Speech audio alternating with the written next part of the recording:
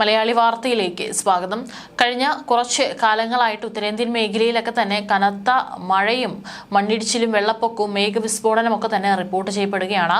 ഒരിടവേളയ്ക്ക് ശേഷം ഓരോ ദിവസം കഴിയും തോറും ഇത്തരത്തിലുള്ള പ്രകൃതി ദുരന്തങ്ങൾ അവിടെ വർദ്ധിക്കുന്ന കാഴ്ചയാണ് കാണാൻ സാധിക്കുന്നത്. രണ്ടാഴ്ച മുൻപുണ്ടായിട്ടുള്ള മേഘവിസ്ഫോടനത്തിലും പല മേഖലകളിൽ നിന്നും കാണാതായിട്ടുള്ള ആളുകളെ ഇപ്പോഴും കണ്ടെത്താനായിട്ട് സാധിച്ചിട്ടില്ല. അവർക്കുള്ള തിരച്ചിലൊക്കെ അവിടെ പുരോഗമിച്ചുകൊണ്ടിരിക്കുകയാണ്. ഇപ്പോഴിതാ ഹിമാചൽ പ്രദേശിന്റെ പല ഭാഗങ്ങളിലും കനത്ത മഴ വീണ്ടും നാശം വിതച്ചു. കഴിഞ്ഞ രാത്രി മാണ്ഡിയിലെ ധരംപൂരിൽ മേഘവിസ്ഫോടനത്തെ തുടർന്ന് ബസ് സ്റ്റാൻഡ് വെള്ളത്തിനടിയിലായി. സംസ്ഥാന തലസ്ഥാനമായ ഷിംലയിലും സമീപ പ്രദേശങ്ങളിലും കനത്ത മഴയെ തുടർന്ന് മണ്ണിടിച്ചിലും പൊതുജനജീവിതം താറുമാറായതായും റിപ്പോർട്ടുകളുണ്ട്. കഴിഞ്ഞ രാത്രി ധരംപൂരിൽ മഴ ശക്തമായതിനെ തുടർന്ന് ബസ് സ്റ്റാൻഡ് പൂർണ്ണമായും മുങ്ങുകയും ബസ്സുകളടക്കം നിരവധി വാഹനങ്ങൾ ഒലിച്ചു പോവുകയും ചെയ്തു. ഈ സംഭവത്തിൽ ഒരാളെ കാണാതായതായും റിപ്പോർട്ടുകളുണ്ട്. കനത്ത മഴ കാരണം ഇവിടെ ഒഴുകുന്ന സോൺ ഗഡിന്റെ ജലനിരപ്പും ഗണ്യമായി ഉയർന്നു. ജലനിരപ്പും ഉയർന്നതിനെ തുടർന്ന് ബസ് സ്റ്റാൻഡ് ഉൾപ്പെടെ ആളുകളുടെ വീടുകളിലും കടകളിലും വെള്ളം കയറി. രാത്രിയിൽ ആളുകൾ വീടുകളുടെ മേൽക്കൂരയിൽ കയറി രക്ഷപ്പെട്ടു. പോലീസ് അപ്പോൾ തന്നെ രക്ഷാപ്രവർത്തനം ആരംഭിച്ചു. കാലാവസ്ഥാ വകുപ്പിന്റെ കണക്കനുസരിച്ച് ഹിമാചൽ പ്രദേശിന്റെ ചില ഭാഗങ്ങളിലും മഴ പെയ്തുകൊണ്ടിരിക്കുകയാണ്. ചിലയിടങ്ങളിൽ ഇടിയോടുകൂടിയ കാറ്റ് വീശിയതിനെ തുടർന്ന് 3 ദേശീയപാതകൾ ഉൾപ്പെടെ 493 റോഡുകൾ ഗതാഗതത്തിനായി അടച്ചു. വൈകുന്നേരങ്ങളിൽ 24 മണിക്കൂറിനുള്ളിൽ ജോഗീന്ദർ നഗറിൽ 56 മില്ലിമീറ്റർ മഴ രേഖപ്പെടുത്തി. കൂടാതെ പാലംപൂരിൽ 48 മില്ലിമീറ്ററും പന്തോഹിൽ 40 മില്ലിമീറ്ററും കാൻഗ്രയിൽ 34.2 മില്ലിമീറ്ററും മഴ രേഖപ്പെടുത്തിയിട്ടുണ്ട്. അതേസമയം തന്നെ മറ്റു ചില മേഖലകളായിട്ടുള്ള നഗരോട്ട സുരിയാനിൽ 30 മില്ലിമീറ്ററും മാണ്ഡിയിൽ 27.5 മില്ലിമീറ്ററും സരാഹാനിൽ 18.5 മില്ലിമീറ്ററും മുരാരി ദേവിയിൽ 18.2 മില്ലിമീറ്ററും ബരേലിയിൽ 17.6 മില്ലിമീറ്ററും കർസോഗിൽ 17 മില്ലിമീറ്ററും മഴ രേഖപ്പെടുത്തി.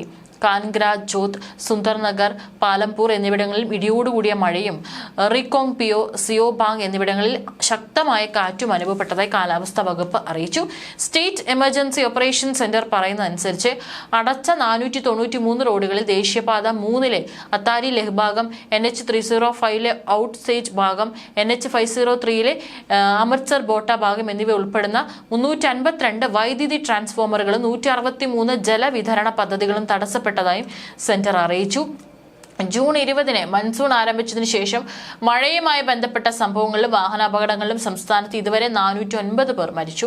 മരിച്ചവരിൽ 180 പേർ വാഹന അപകടങ്ങളിൽ മരിച്ചവരാണ്.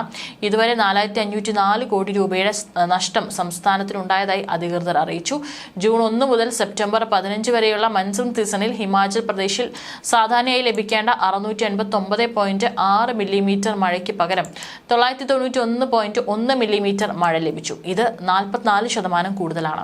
ഉത്തരാഖണ്ഡ് തലസ്ഥാനമായ ഡെറാഡൂണിലെ പ്രശസ്തമായ സഹസ്രധാരയിലും രാത്രിയിൽ കനത്ത മഴയെ തുടർന്ന് മേഘവിസ്ഫോടനമുണ്ടായി. ജില്ലാ ഭരണകൂടത്തിന്റെ രക്ഷാപ്രവർത്തനങ്ങളും ദുരിതാശ്വാസ പ്രവർത്തനങ്ങളും പുരോഗമിക്കുകയാണ്. ഈ സംഭവത്തിൽ ചില കടകൾ ഒലിച്ചുപോയി. സമീപത്ത് താമസിക്കുന്ന ആളുകളെ രാത്രിയിൽ തന്നെ സുരക്ഷിത സ്ഥലങ്ങളിലേക്ക് ജില്ലാ ഭരണകൂടം മാറ്റിപ്പാർപ്പിച്ചിരുന്നു. 2 പേരെ കാണാതായി റിപ്പോർട്ടുണ്ട്. ഇവർക്കായി തെരച്ചിൽ തുടരുകയാണ്. സംഭവത്തെക്കുറിച്ചുള്ള വിവരം ലഭിച്ചയുടൻ ജില്ലാ മജിസ്ട്രേറ്റ് സവിൻ ബൻസാൽ വിവിധ വകുപ്പുകളുമായി ഏകോപിപ്പിച്ച് രാത്രിയിൽ തന്നെ രക്ഷാപ്രവർത്തകരെ സംഭവ സ്ഥലത്തേക്ക് അയച്ചു. SDRF, NDRF, പൊതുമരാമത്ത് വകുപ്പ് എന്നിവർ JCBകളും മറ്റു ഉപകരണങ്ങളും ഉപയോഗിച്ച് രക്ഷാപ്രവർത്തനങ്ങൾ പുരോഗമിക്കുകയാണ്. ദുരന്തം കണക്കിലെടുത്ത് ജില്ലാ ഭരണകൂടം ജാഗ്രതയിലാണ്. ജില്ലാ മജിസ്ട്രേറ്റിന്റെ നിർദ്ദേശപ്രകാരം SDM കുംകും ജോഷി രാത്രി സ്ഥലത്തെത്തി കനത്ത മഴ കണക്കിലെടുത്ത് ഡെറാഡൂണിലെ 1 മുതൽ 12 ക്ലാസ് വരെയുള്ള എല്ലാ സ്കൂളുകൾക്കും ജില്ലാ മജിസ്ട്രേറ്റ് അവധി പ്രഖ്യാപിച്ചിരിക്കുകയാണ്. ഡെറാഡൂണിലെ IT പാർക്കിൽ രാത്രി വൈകി മുതൽ കനത്ത മഴ പെയ്തുകൊണ്ടിരിക്കുകയാണ്.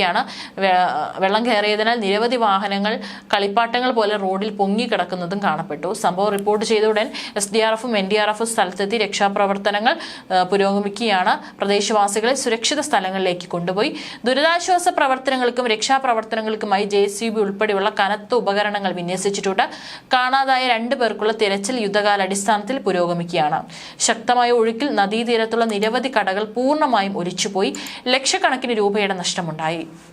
ഭരണകൂടത്തിന്റെ സംയോജിതമായ ഇടപെടലും ആളുകളെ സുരക്ഷിത സ്ഥലങ്ങളിലേക്ക് സമയബന്ധിതമായി മാറ്റിപ്പാർപ്പിച്ചതും കാരണം വലിയൊരു അപകടം ഒഴിവായി.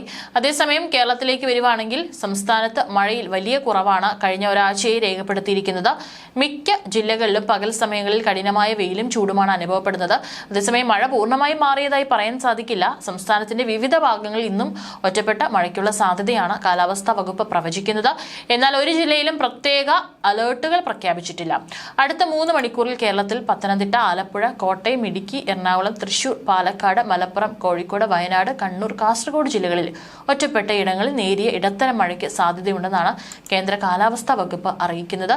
സംസ്ഥാനത്ത് ഒറ്റപ്പെട്ട ഇടങ്ങളിൽ 18 വരെ ഇടിമിന്നലോടുകൂടിയ മഴയ്ക്കുള്ള സാധ്യതയും നേരത്തെ കേന്ദ്ര കാലാവസ്ഥാ വകുപ്പ് അറിയിച്ചിരുന്നു. അടുത്ത 5 ദിവസങ്ങളിലേക്ക് എല്ലാ ജില്ലകളിലും ഗ്രീൻ അലേർട്ടുകളാണ്. അതേസമയം തെക്ക് പടിഞ്ഞാറൻ അറബിക്കടൽ, മധ്യ പടിഞ്ഞാറൻ അറബിക്കടൽ, സൊമാലിയ, തെക്കൻ ഒമാൻ തീരങ്ങൾ എന്നിവിടങ്ങളിലും മണിക്കൂറിൽ 45 മുതൽ 55 കിലോമീറ്റർ വരെയും ചില അവസരങ്ങളിൽ 65 കിലോമീറ്റർ വരെയും വേഗതയിലും ശക്തമായ കാറ്റിനും സാധ്യതയുണ്ട്. അതിനാൽ മത്സ്യത്തൊഴിലാളികൾ ജാഗ്രത പാലിക്കണം. മത്സ്യബന്ധനത്തിന് നിലവിൽ തടസ്സമില്ല. ബംഗാൾ ഉൾക്കടലിൽ ന്യൂനമർദ്ദം സ്ഥിതി ചെയ്യുന്നുണ്ട്. സംസ്ഥാനത്ത് ഓണം മുതൽ ശക്തമായ മഴ പ്രവചിച്ചിരുന്നെങ്കിലും മഴയുടെ അളവ് വൻതോതിൽ കുറയുകയായിരുന്നു. നിലവിൽ മുന്നറിയിപ്പുകൾ ഉണ്ടെങ്കിലും പല ജില്ലകളിലും മഴയില്ല. കൊടും ചൂടിൽ വലയുകയാണ് ജനങ്ങൾ. ഇങ്ങനെ പോയാൽ വരുന്ന വേനലിന് മുമ്പ് തന്നെ കേരളം കൊടും വരൾച്ചയിലേക്ക് പോയേക്കാം. ജലക്ഷാമവും രൂക്ഷമാകുമോ എന്ന ആശങ്കയും ഇതിനോടൊപ്പം തന്നെ ഉയർത്തുന്നുണ്ട്.